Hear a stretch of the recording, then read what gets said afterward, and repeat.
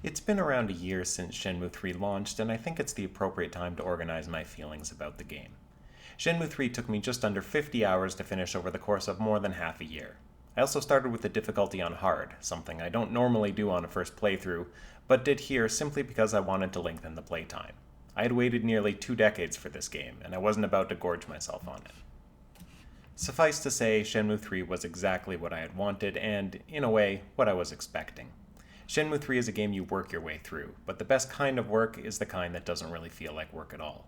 It was a slow, immersive, and fulfilling adventure that had just the right balance of freedom and direction. When it all came to a climax, Ryo standing at the foot of the castle staircase, the one I had waited 20 years to climb, I took to it with the same enthusiasm I had in my teen years and loved every second of the drama unfolding on screen.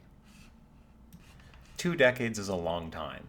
In that time, I'd gone from waiting to hoping to moving on, dismissing the chance of a third game entirely. Shenmue was and still is my favorite game, but there were only so many times I could rerun the same streets, get into the same fights, and have the same conversations. Eventually, I went from replaying the game once a year or so to playing them once every 3, 4, or 5. I didn't need constant replays to be reminded of how much the games meant to me, and as I matured, how much the games had meant to me. It was only upon completion of the third game, a fresh new Shenmue experience, that I recalled the impact Shenmue had on me, and how it had played a major role in shaping my life. I had grown up playing all sorts of games, though I primarily identified as a Sega kid.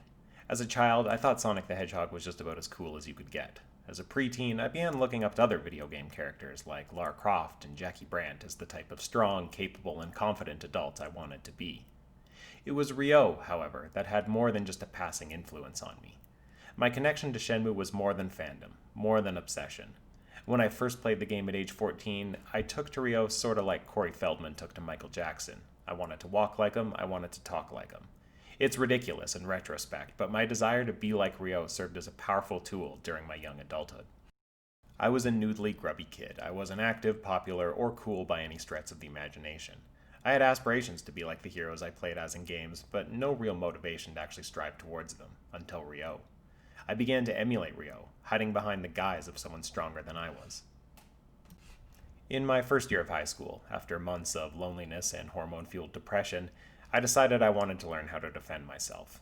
Too anxious and shy to pursue formal martial arts lessons, I instead went to the bookstore, hoping I could find a sort of how-to guide for martial arts. What I ended up taking home was a book by Bruce Lee titled The Tao of Jeet Kune Do. I was familiar with Jeet Kune Do from years of playing Virtua Fighter, and had a passing familiarity with Lee's work.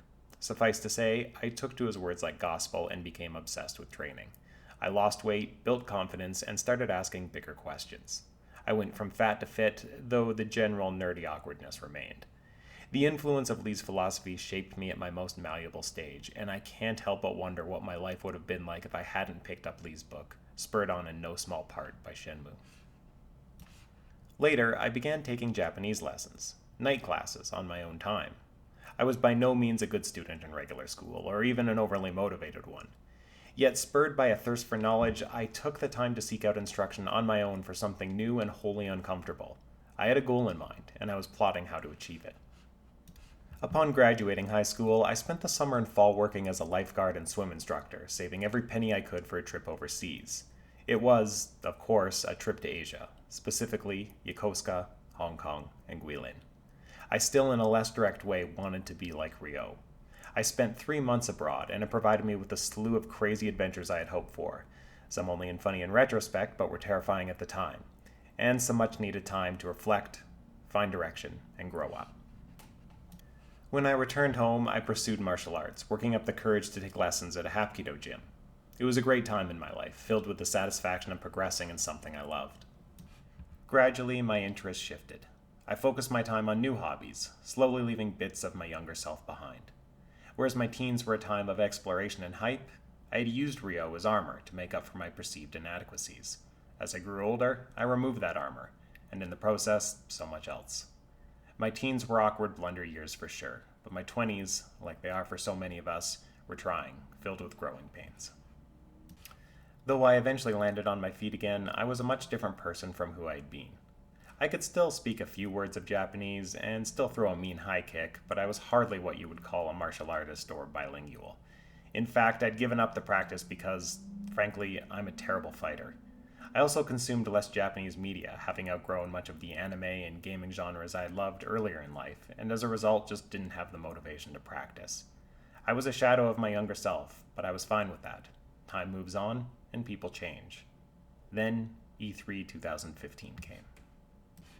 I was excited, not surprisingly.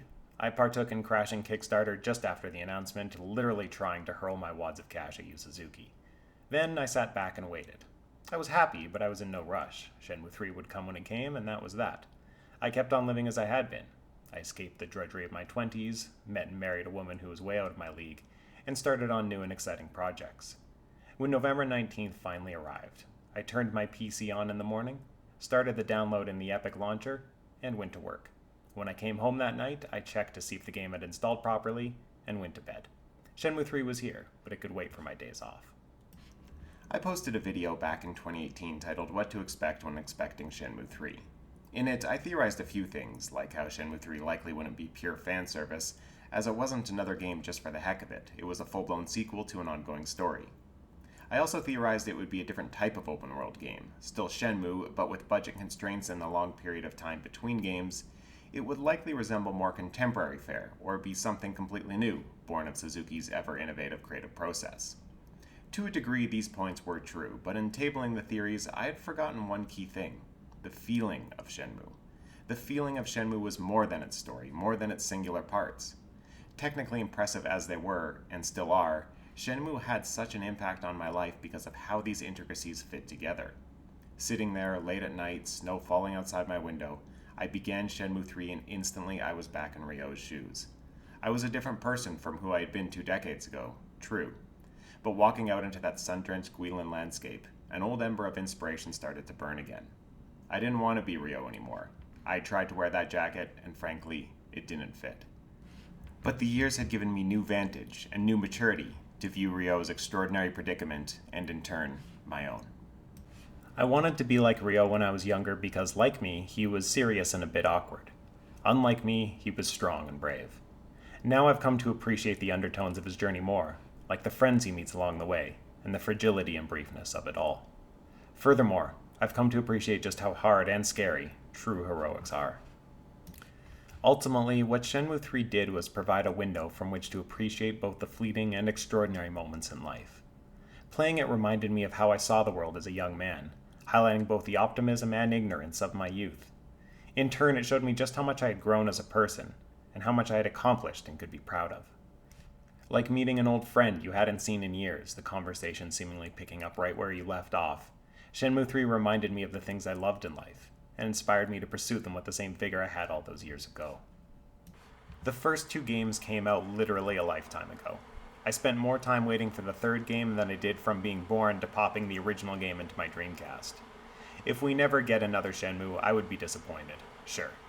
But just as Shenmue came into my life at an opportune time, filling my squishy young brain with dreams of adventure and the bravery to pursue them, Shenmue 3 has reminded me of an equally important life lesson, and for that I will be forever grateful.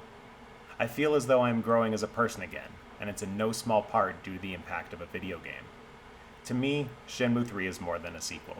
It is the continuation of a journey, a path I didn't know I was still walking, but I'm happy to be on once again.